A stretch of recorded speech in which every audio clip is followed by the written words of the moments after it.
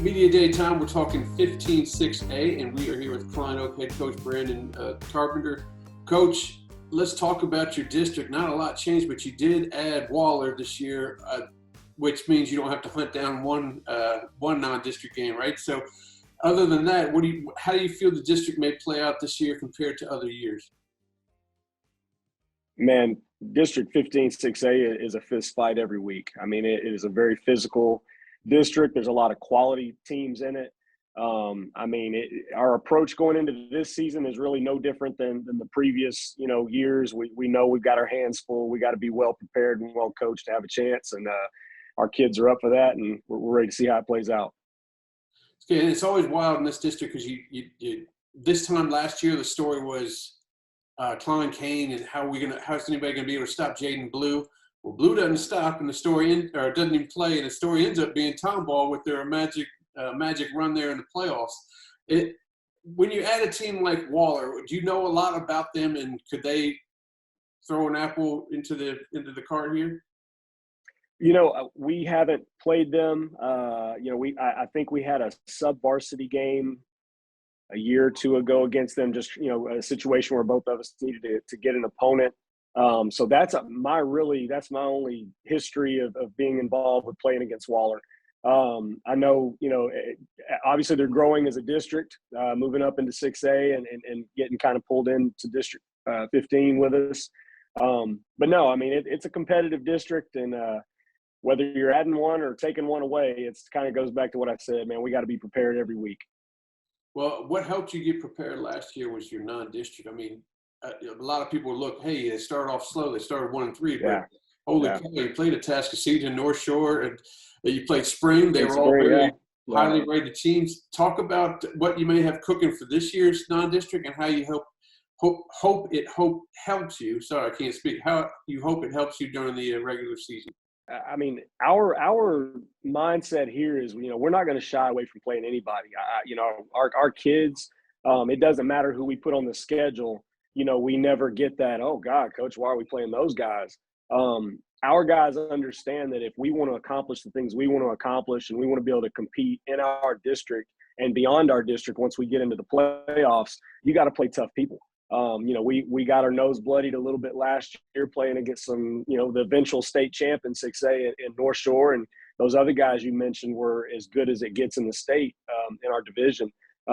But the lessons we learned, the growth of our players through those experiences helped us a lot in district. And then obviously, kind of propelled us into the playoffs and allowed us to be a by-district champion. And, you're looking at Westfield in round 2. And for a lot of people, they're just happy to be there and understand they're playing one of the top teams in the state. Well, our guys are looking at it, hey, we've played people like this before. Let's go. We open up with Decaney again, a school not far from us. Coach Williams over there is a great dude. We've known each other for a while, and just a lot of respect for those guys. This year, instead of spring, we're playing Cinco Ranch week 2. Again, another very quality opponent. Had a great game, run last year, and then ran into a really good Summer Creek team. We're still looking for a week 3 game, and this is not a good time to do that. But, sometimes it's hard to find games, and we're kind of in a circumstance where we're still looking. We've looked at some out-of-state prospects and some other things like that, and we're hopeful something works out. But if it doesn't, we don't control that. We'll move on. But no, we want to play tough people non-district. Gotcha.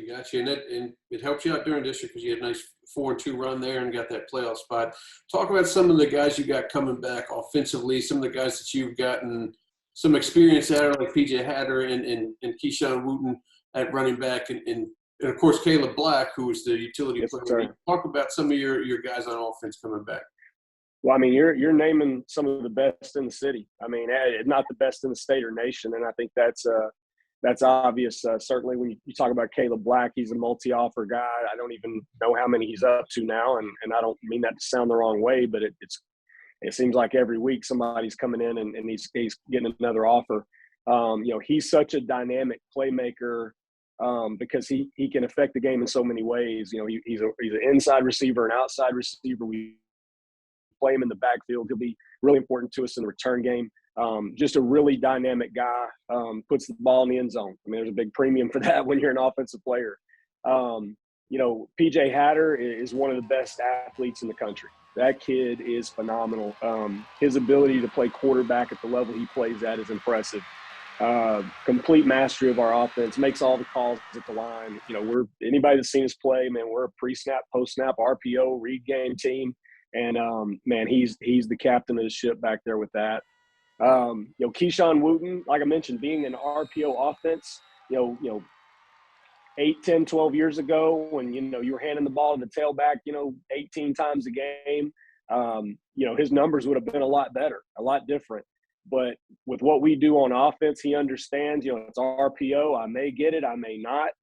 He's critical in our pass protection stuff. He has great hands catching the ball out of the backfield, does a lot of lead blocking in our quarterback run game. I mean, just the consummate glue of what really makes our offense work. And just unbelievable. All three of those guys are incredible young men, just real assets to our program in the locker room.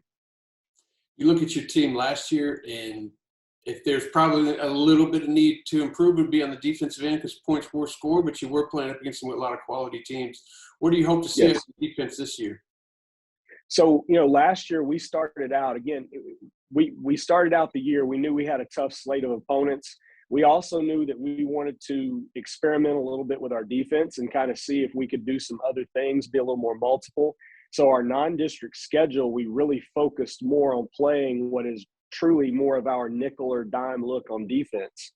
And, we gave up some yards, we gave up some points, but we learned a lot about how we needed to fix structure and re-personnel some of those things. So once we got into district, if you look at our district stats on defense, it was a whole different story. The collective for the year, absolutely. Early on, that we were playing with some things and didn't really play defense quite as well sometimes as we wanted to. But once we kind of got our feet under us and hit district play and really kind of got back into our base defense, the narrative changed a little bit.